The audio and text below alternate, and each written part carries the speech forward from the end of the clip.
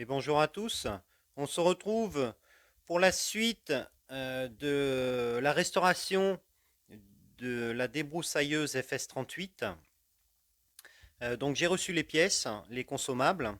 J'ai nettoyé toutes les pièces comme j'ai pu, hein, voilà, comme d'habitude. Euh, alors, pendant le nettoyage, j'ai été assez surpris du bon état des pièces, notamment tout ce qui est roulement de vilebrequin, les roulements à aiguille, tout ça, c'était en super bon état. Euh, elle a été apportée vraiment au bon moment.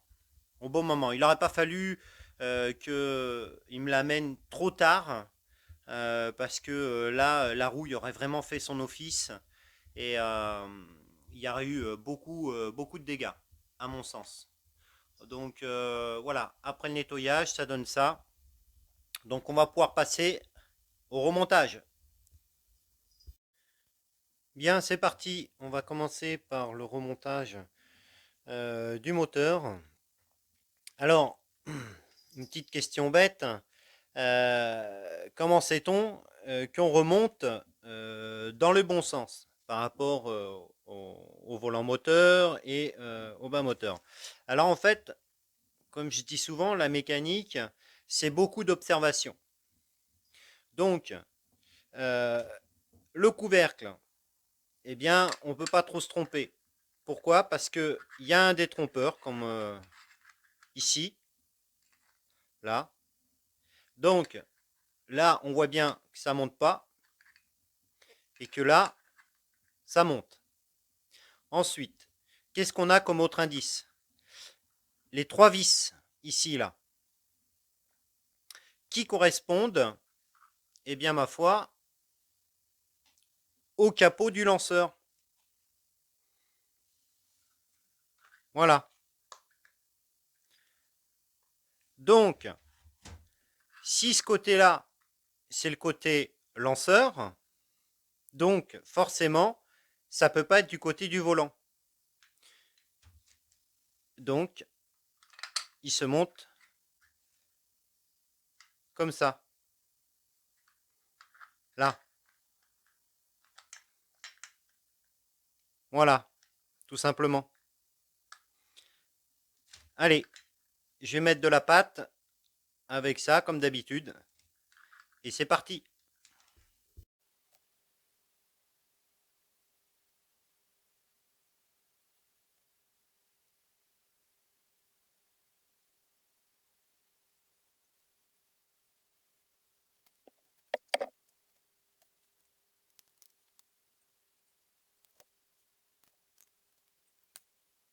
Alors ici, le point délicat, c'est de bien mettre les joints spi bien droits. C'est-à-dire que si je renlève,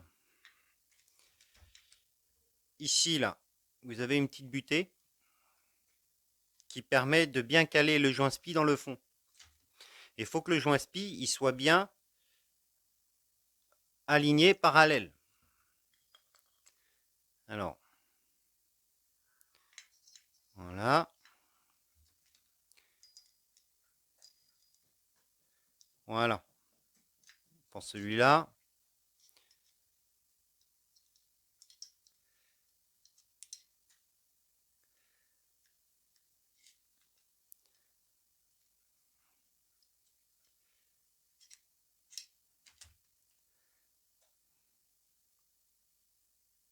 Voilà. Après, il n'y a plus qu'à fermer.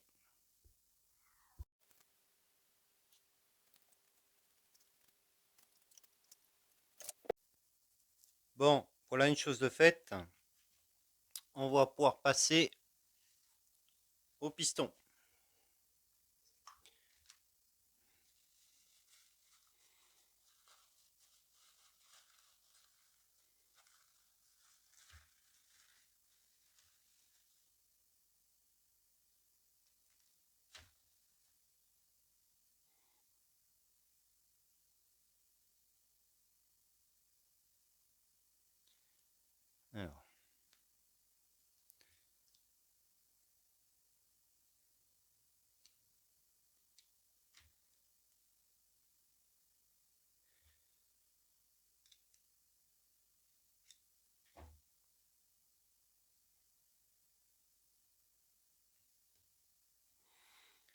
Alors, même chose.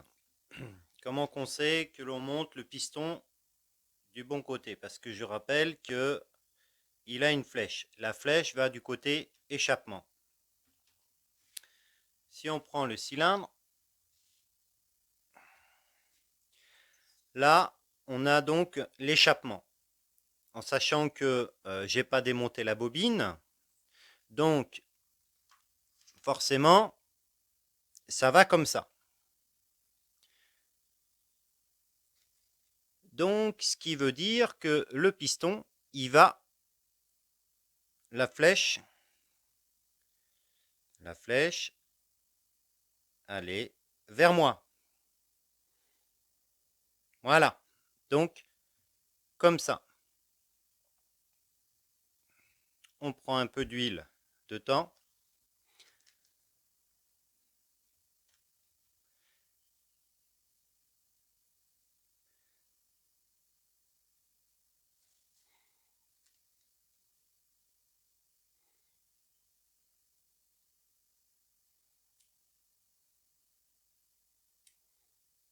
Forcément, c'est de l'autre côté.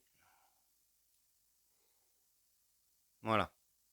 Donc, quand on démonte, on n'enlève que un clip, ça suffit largement.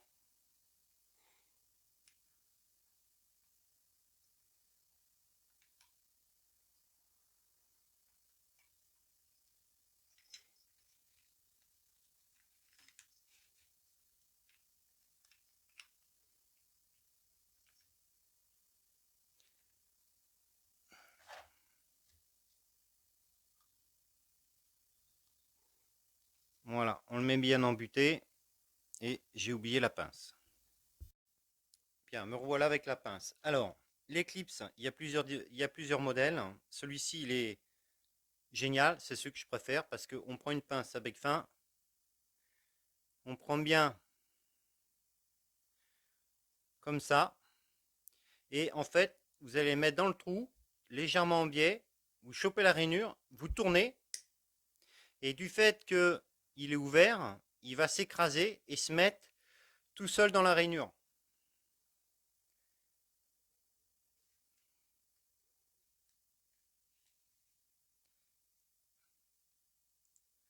Voilà, en biais, on tourne. Alors, je suis mal positionné avec la caméra, mais je vois pas trop ce que je fais.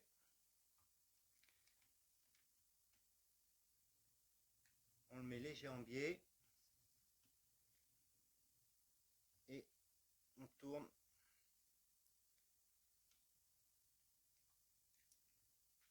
D'accord.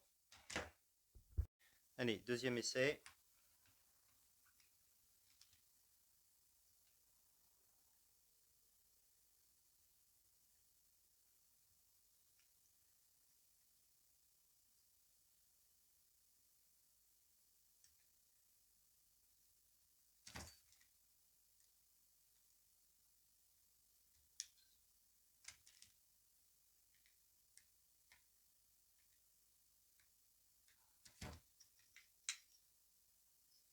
Alors, on va pas le voir forcément,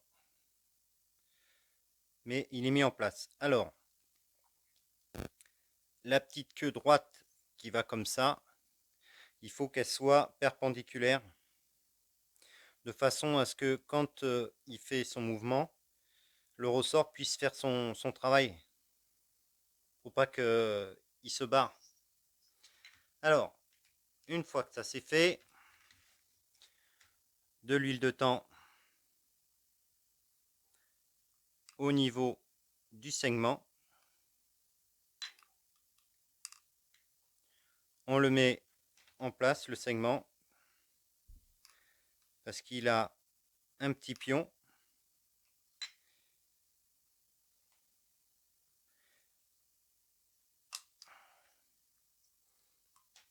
Et ben, on le voit ici, si ça veut faire le point. Voilà.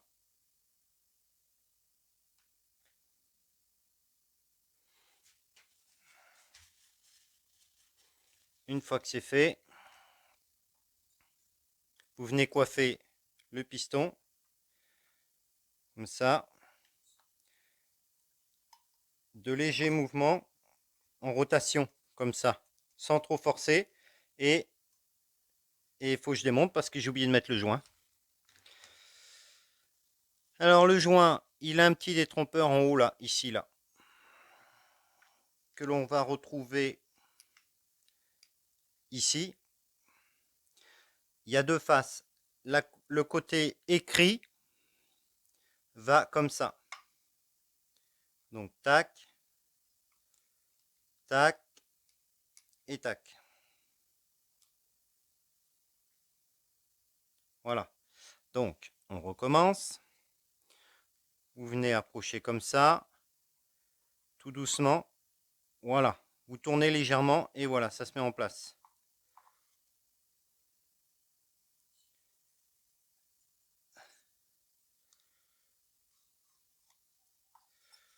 Alors, on a le petit détrompeur ici, là, que l'on retrouve sur le joint et que l'on retrouve ici. Le tout, c'est de tout aligner.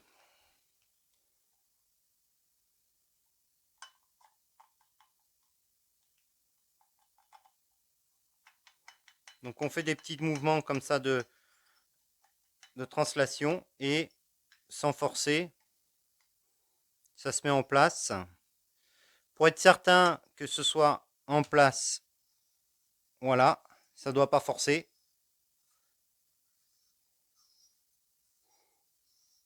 Et ensuite, on peut y mettre nos vis.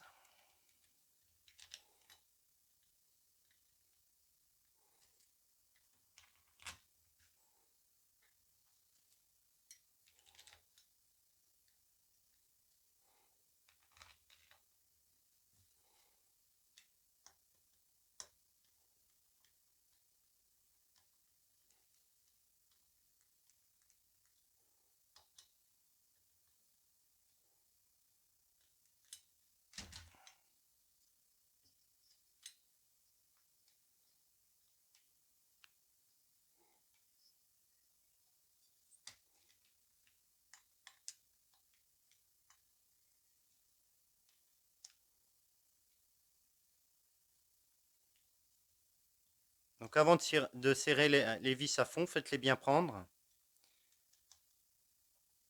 de façon à ce que tout se mette en place et que ça ne se mette pas de travers. Alors,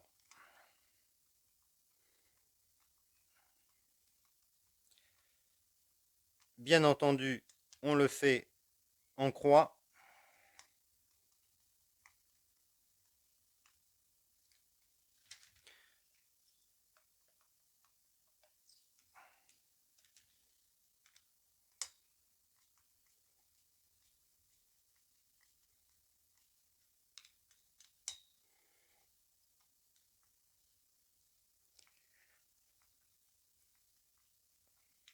Voilà.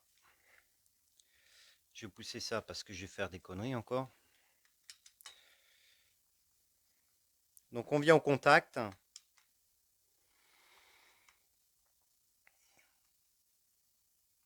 Et avant de serrer tout, c'est-à-dire de bloquer les vis, donc on vient au contact tout simplement.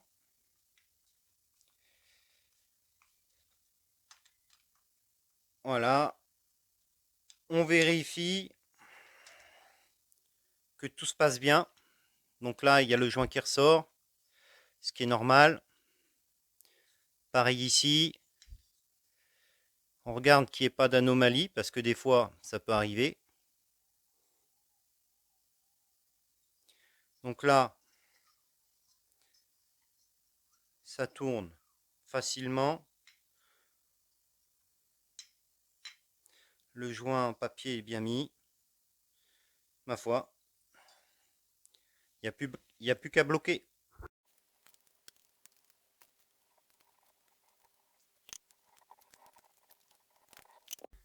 Bien, maintenant, on va passer au carbu. Alors le carbu, je l'ai passé à l'ultrason.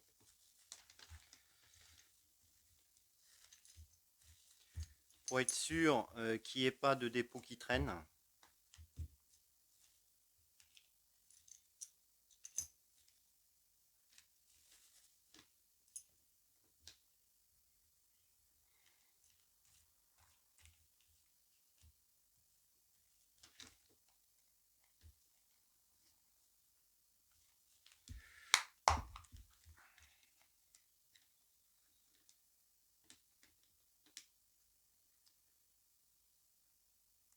Alors par contre, je vois que ils n'ont pas mis de pointeau ni le petit ami. Alors le petit ami, c'est ça. C'est un tout petit filtre qui se met là.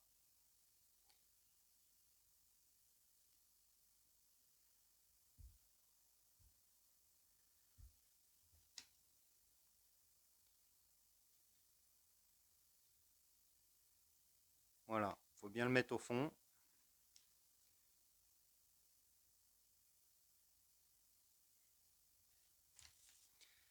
Ensuite,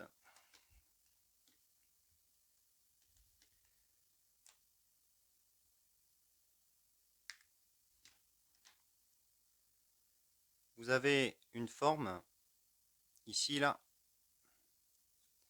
Alors je vais essayer d'agrandir.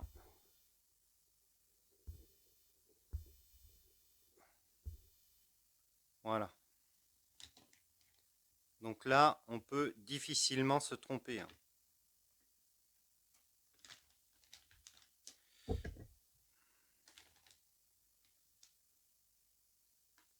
Alors on met d'abord la petite membrane là. Enfin, c'est pas vraiment une membrane, mais bon. Et après, on a la petite cale qui vient dessus. Voilà. Alors pourquoi cet ordre-là? C'est que si vous mettez la cale avant la membrane, les petites lamelles que vous avez ici ne seraient pas en contact avec le corps du carbu et donc ne feraient pas son office parce que c'est en fait c'est ce qui fait l'étanchéité et l'échange de l'essence au niveau du carbu. Donc si vous le mettez dans ce sens-là, ça peut pas être étanche.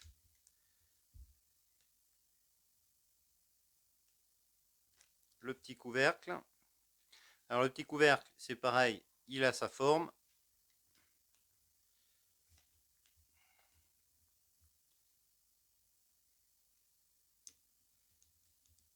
Donc toujours on fait manœuvre comme ça un petit peu.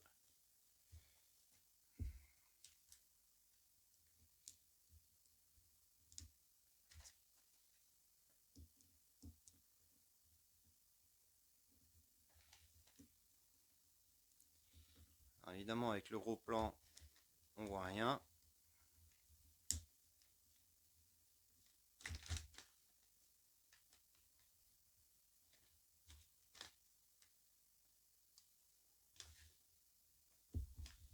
Voilà.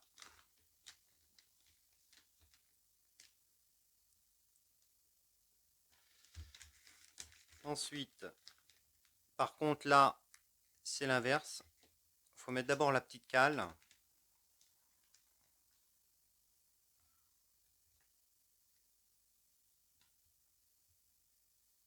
Alors, la petite cale,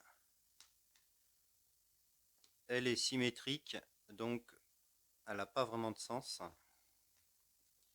Et donc la fameuse membrane, la partie métallique que l'on voit là, elle va dessous. Comme ça.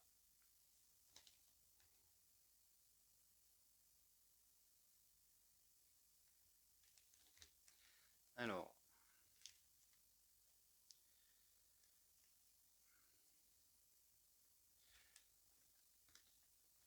la petite entretoise qui permet d'avoir la pipette.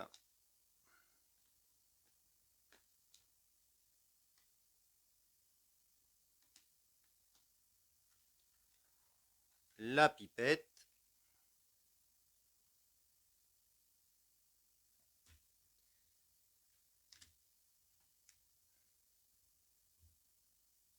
Voilà, la cale métallique. Et on met les vis. Alors, on force pas parce que voilà. On manœuvre toujours comme ça. On en fait prendre une.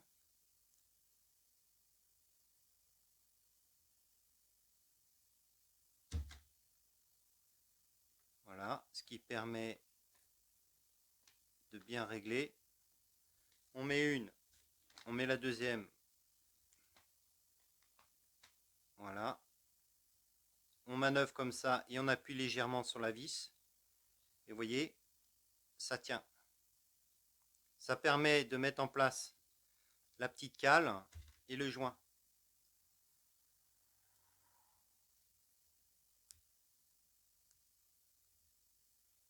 Donc là, on vient juste au contact.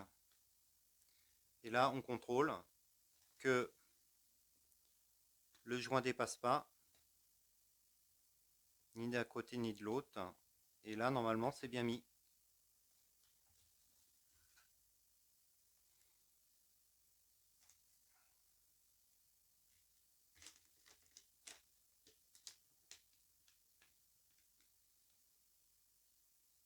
Et les autres vis se mettent toutes seules quasiment.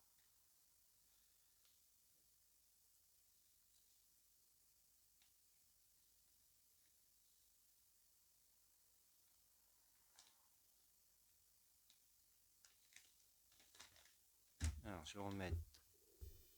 Voilà. Pour moi, ce sera plus facile.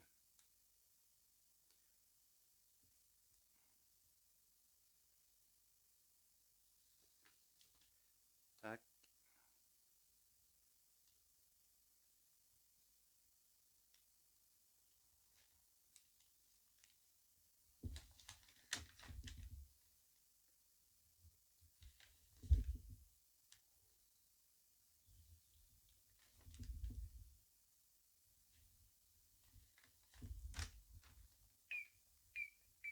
Le petit bruit caractéristique. Voilà, parce que si c'était pas étanche, il le ferait pas du tout. Ça c'est fait. Étape suivante.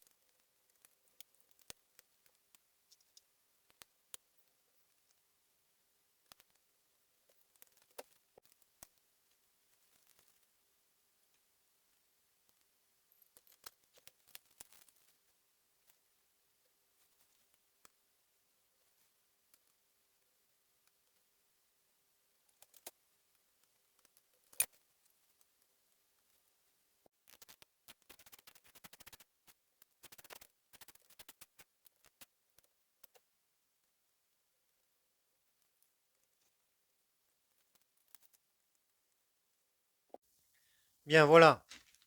Le plus dur a été fait. Donc il ne reste plus qu'à remonter le moteur sur la carcasse. Et puis voilà. On va faire ça en rapide, il n'y a rien d'extraordinaire.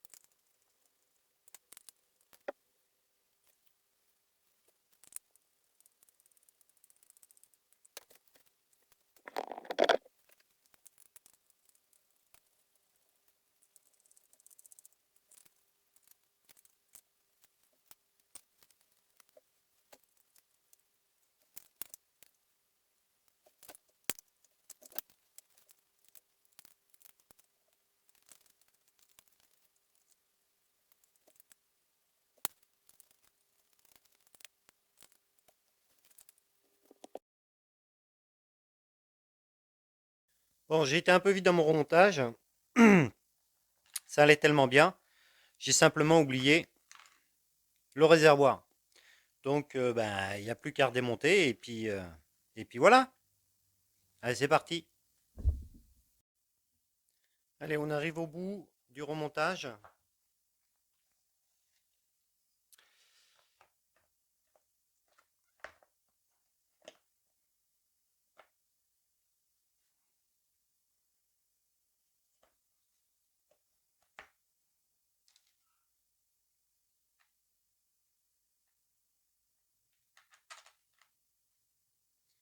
On remet le déflecteur.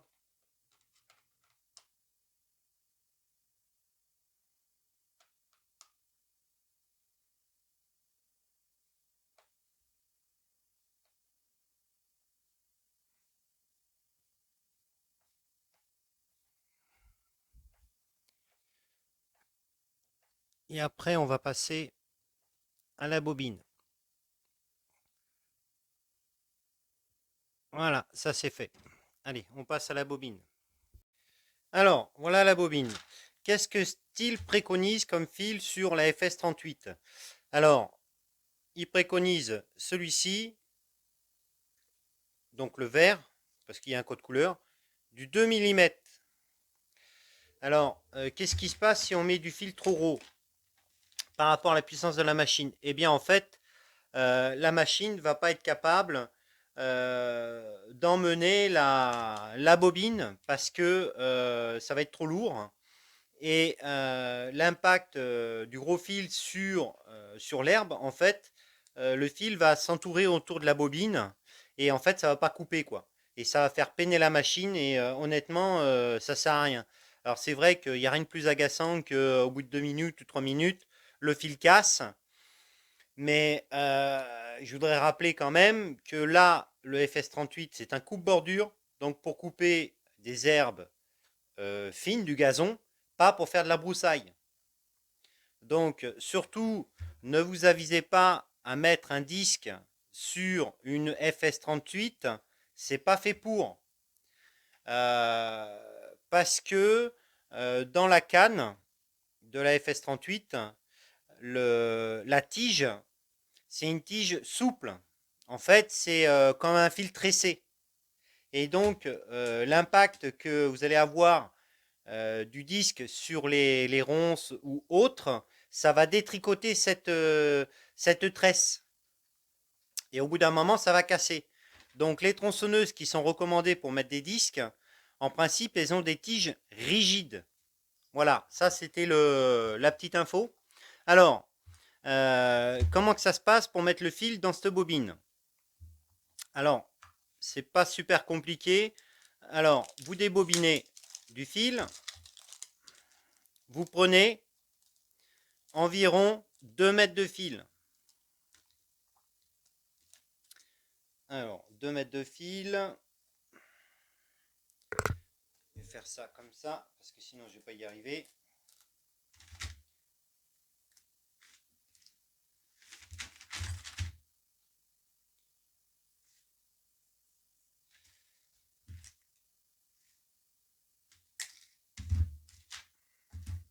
Voilà, 2 mètres de fil. Alors effectivement, si vous prenez du 2 et que vous prenez du 3, vous n'en mettrez pas autant dans la bobine, c'est évident. Alors, dans cette bobine, vous avez un trou ici, là. Je ne sais pas si on va le voir. Là. Et un trou ici. Alors, comment que ça se passe? Vous mettez un bout ici et un bout de l'autre côté. Voilà. Vous tirez.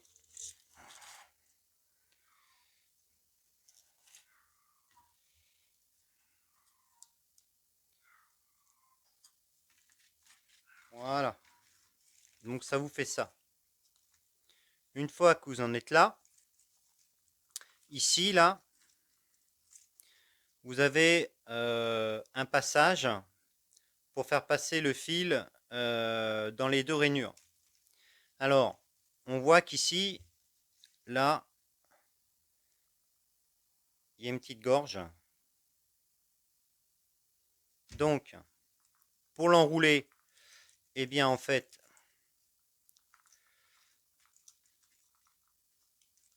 voilà. Vous avez ce fil-là qui est près de cette cloison-là, ce fil-là qui est près de la cloison du milieu. Donc, par logique, celui-ci va passer de l'autre côté et l'autre va rester de ce côté-là. Alors, vous rassemblez vos deux fils, comme ça, hop, et vous tournez dans le même sens, vous voyez? Tout simplement. Et vous enroulez comme ça votre fil.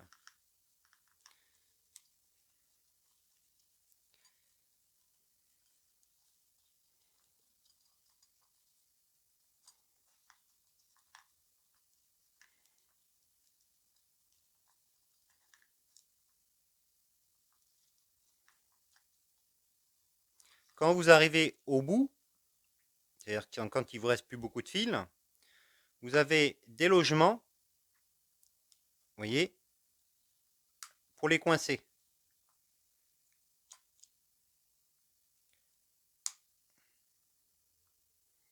Voilà.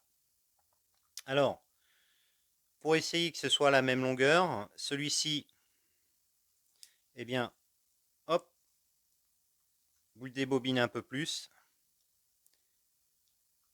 et vous le clippez. Voilà. Votre bobine est prête. Une fois que c'est fait, vous avez des œillets ici. Alors ceux-là, ils sont bien parce qu'ils sont fixes. Sur d'autres machines, les œillets se coulissent. Et bien souvent, quand on les démontait, pour changer le fil, on perdait les œillets. Bon, c'était la petite histoire. Donc, vous passez votre fil dans les œillets, sans forcer.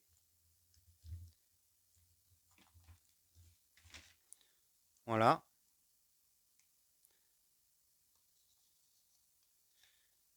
Vous mettez sur le ressort. Voilà. Vous appuyez. Et c'est fini. Voilà. Et donc, il n'y a plus qu'à remonter sur la canne. Donc, une fois que c'est bien resserré, il ne vous reste plus qu'à égaliser la longueur des fils.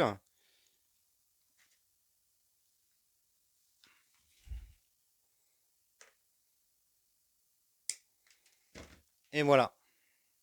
Alors, sur les machines pro, en principe, on n'a pas le système de green cut là. Euh, il faut que le bout là rejoigne à peu près l'autre œillet. Voilà, c'est ça la bonne longueur. Tout simplement. Donc, on va se retrouver dehors pour eh bien, le démarrage.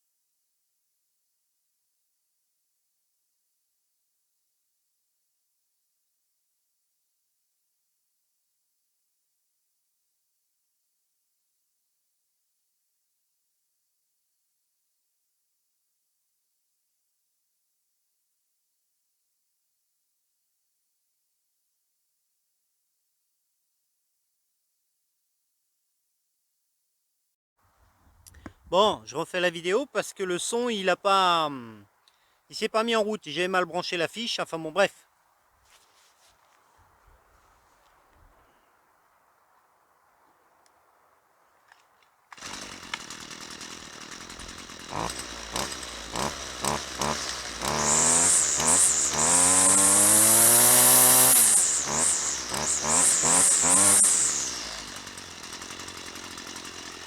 Bon, voilà, ce coup-ci, j'espère qu'il y a du son. Et puis voilà, donc elle marche. Elle fonctionne très bien. Le ralenti, on peut le voir, hein, il est parfait. Donc une bonne petite machine. Donc voilà, c'est tout pour cette vidéo. Merci à tous les nouveaux abonnés. N'oubliez pas de laisser un petit pouce bleu, ça me fera plaisir. Et surtout, ça aide la chaîne. Et si vous avez une idée de machine à refaire, laissez les commentaires. Allez, à la prochaine!